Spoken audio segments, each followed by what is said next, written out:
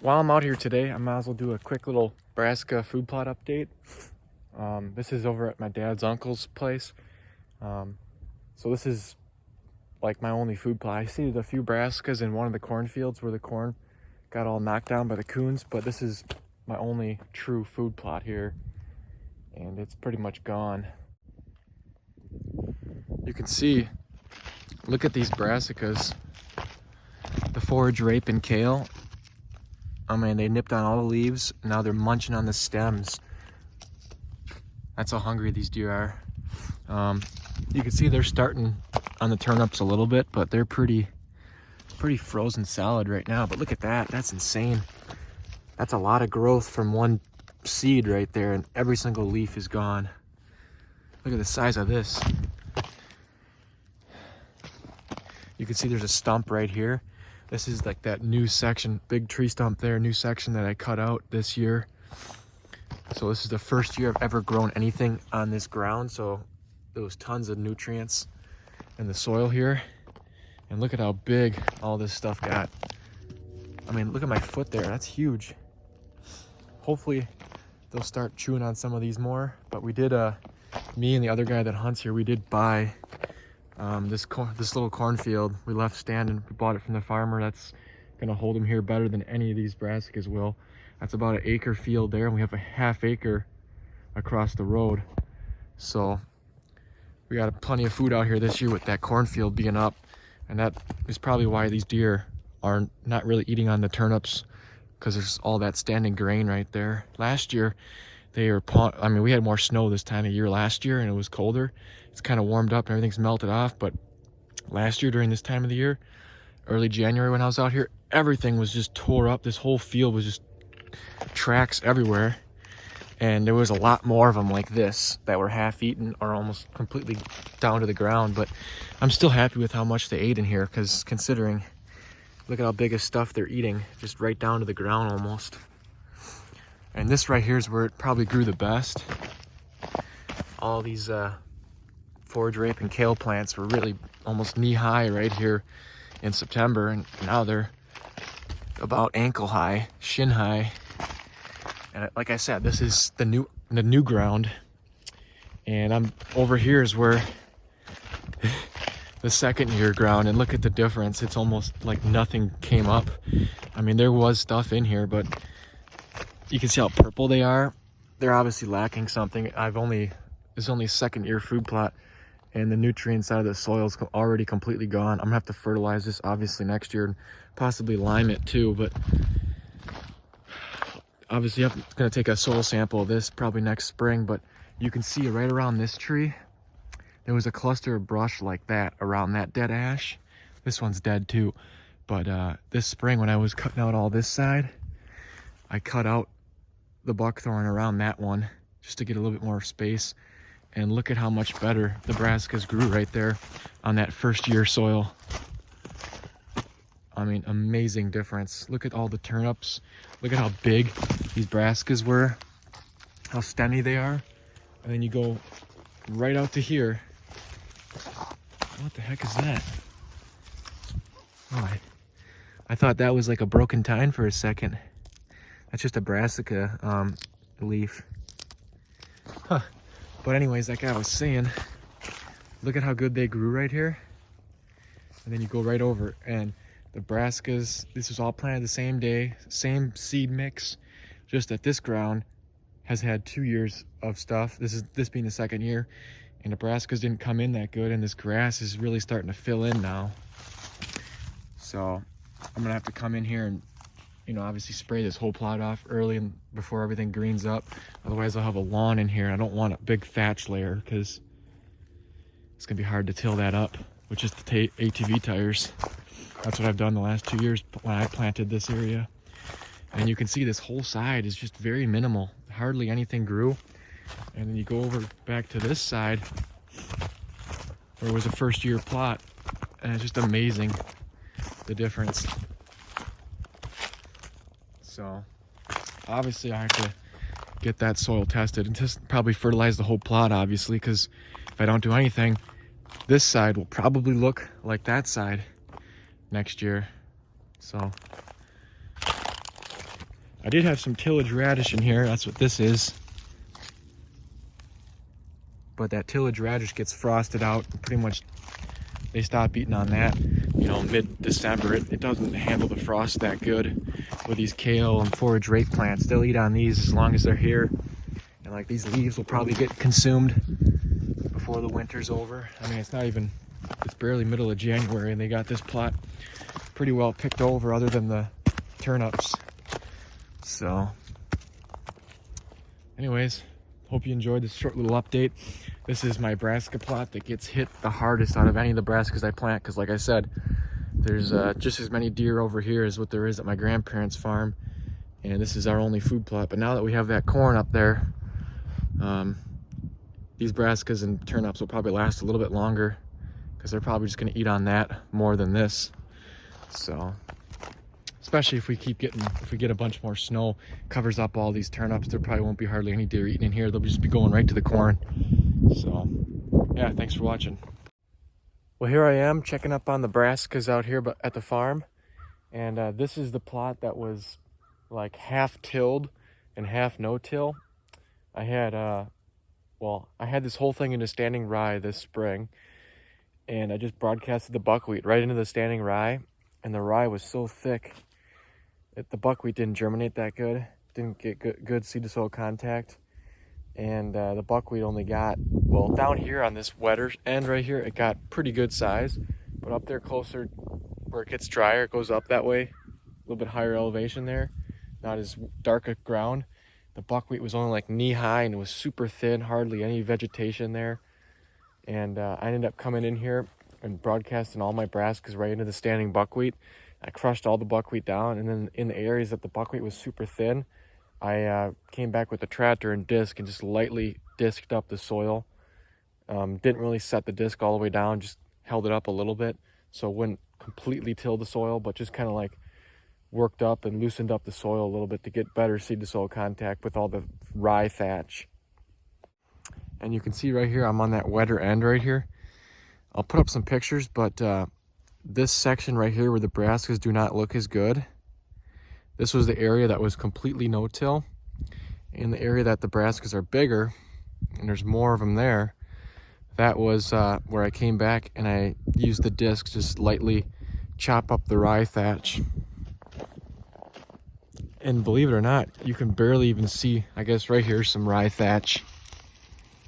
But it's actually quite hard to find. It's starting to decompose and break down quite quick. But definitely don't let your winter rye. That's why I didn't seed any winter rye in this plot this year, because I didn't want to have to deal with it in the spring. But if you plant winter rye in your plots, definitely don't let it get 5-6 feet tall and try to broadcast seed into it, because the only thing that can really push through it and do okay is soybeans. But even then, you still have to put a lot of seed down to get a good stand of soybeans when you do it that way, and they usually take off pretty slow. But from now on, I'm going to come in here like this spring. I'm going to obviously mow this strip of corn down, and if I were to put brassicas in here next year, which I plan on putting corn here, but brassicas up there, but if I were to plan on putting brassicas here again, I would come in here and I would spray off the whole plot in probably mid-May, late May, and then come back and rip it all up in June, plant my buckwheat. And once the buckwheat gets, you know, to that flowering stage, come in, broadcast my brassicas, crush all the buckwheat down, spray it. Just do a no-till brassica planting, but do a tilled buckwheat planting, so I can get a better take on the buckwheat and pretty much have an unbelievable buckwheat stand. Just shade out all the weeds, and then just come in here and broadcast my brassicas, crush it down. But obviously this tilled section did have, like, these are some water hemp weeds right here. Like right there is about 10,000 seeds probably. They say one of them plants can have 1 million seeds per plant. They're really big, 5-6 footers. And you can see here's some smaller water hemp plants. Can't even focus it really, but tilling does work, but you would usually end up with more weeds. And even then it was still kind of sparse, my population of plants, which is good, because you want big turnips like this. You don't want little golf ball sized ones, but you can see they're eating on them a little bit. pretty much frozen rock solid right now. I mean, look at these kale plants. I mean, they're just huge. Kale or forage rape, whatever this is, one of the two.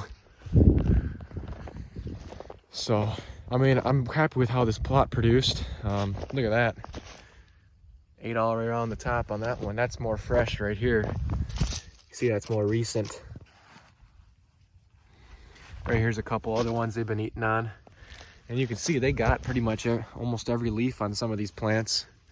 So they've definitely been consuming the Brassica. And they'll probably keep eating on this as long as we don't get a bunch of snow, because you know, we got all this corn right here. If we get a bunch of snow and this covers up all the Brassicas, they'll just completely ignore these Brassicas and just walk 50 more yards to the corn. But it doesn't look like we're gonna get a ton of snow here in the next week or week and a half, so they'll probably keep consuming some of these turnip bulbs a little bit more. And you can see these are starting to rot. This is probably from a couple weeks ago already, maybe a month ago. Up here they're a little bit smaller because I had a little bit higher population probably. You got more golf ball and baseball sized ones up here, and right up here in the middle where there's actually a little bit bigger turnips. This was the no-till only section. Like all this winter rye right here, all this thatch, and then right over here, that's pretty recent, right over here is where I tried tilling some of it in. And that's probably why I got a little bit better population plants over here, because I got a little bit better seed to soil contact. But in here, man, it worked. But I think I'll take you to the next plot where I did my tilling the buckwheat and then no-till the brassicas. I'll take you there next. That plot looks and looked all year long a lot healthier, and it was just a perfect looking brassica plot.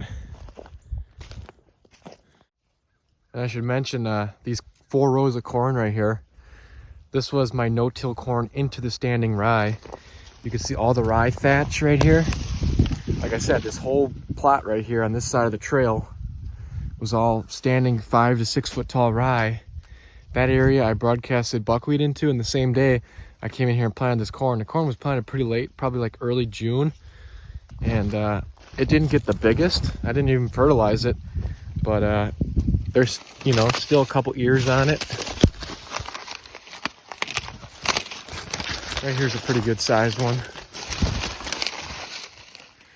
I plan on doing this in two of my smaller plots next year. A plot that way and a plot closer to the road where I have rye seeded into right now. And I'll do the same thing. I drilled some soybeans in here too. You can see they're pretty much picked clean. I put a bunch of rows in here. I got 4 rows of corn. I think I got like 4 rows of beans in here. And I got 2 rows of beans here on the edge because I knew they'd get more sunlight here. You can see they're all picked clean. But wherever I put these beans, man, it was really, really weedy because these aren't enlist soybeans and you can't spray anything stronger than glyphosate on them. So you can see all this water hemp survived all the spraying. I sprayed this area twice, this little strip, and the corn was able to kind of outcompete some of that weeds, but there was still some taller weeds mixed amongst the corn, but those weeds break down and kind of snap off over during the winter time here. They're not that strong, but yeah, I'll take you to the next little brassica plot. All right, so here I am in the other plot. This is the plot that was tilled for buckwheat when I planted the buckwheat, and no-till. This whole plot was no-till brassicas. I didn't disc any of this when I planted the brassica because I didn't need to. The buckwheat was almost chest high and smothered out almost all the weeds, and there was really good soil exposure underneath the buckwheat because there was no existing rye layer that the brassica seeds would have a hard time germinating in. And as you can tell, this plot, it really produced good. So what you see here is all the old buckwheat thatch. I had this buckwheat nice and thick. Like I said, it got really big. And man, look at these turnips. They're just getting devoured over here. And with it being kind of a snowless January so far, they're probably going to be continuing to eat these turnips just as much as all these soybeans right here. And you can see all this forage rape and kale plants. I mean, they're like down to nothing. Look at that. they've gotten almost every leaf off this plot. I think in the future here, I might continue to plant a few more acres. Well, not acres, but out of my total acreage, I might bump up the Brassica a little bit more, because I mean, when you see results like this, I mean, it makes you want to plant more of it. I mean, look at this. There's like hardly any leaves left. Everything's just eaten right down to the ground almost. I mean, the whole plot's like this.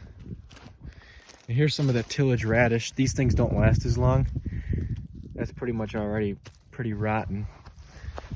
Those things get frosted out a little bit earlier, but they eat on those tillage radish were the first thing the deer were eating on in this plot here back in probably early September. I was even seeing browse on the leaves on the tillage radish.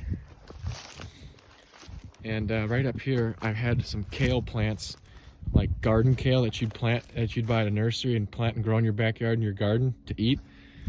I put in a row of them right along the edge here, you know, way back when you would plant garden stuff, like probably like late May is when I did that. I didn't get any footage of that, but look at that. And these things are huge, and they got every leaf on them too. A couple different varieties I had here, some purple stuff. They didn't really eat this stuff until probably just recently, like here in January. Back in late December, they were just starting on this kale here. But anything green, any green leaves are a prime food source right now, especially when there's no super deep heavy snow late in the winter like this. Man, anything green just gets devoured. So this is where we had some of that brush mowed up. I'm gonna come in here and cut off a few of them stumps today and poison it. Yeah, hope you enjoyed this short little Brassica update. Still got plenty of turnips out here. They probably won't eat up all of them, but they'll probably get a few more. So yeah, thanks for watching.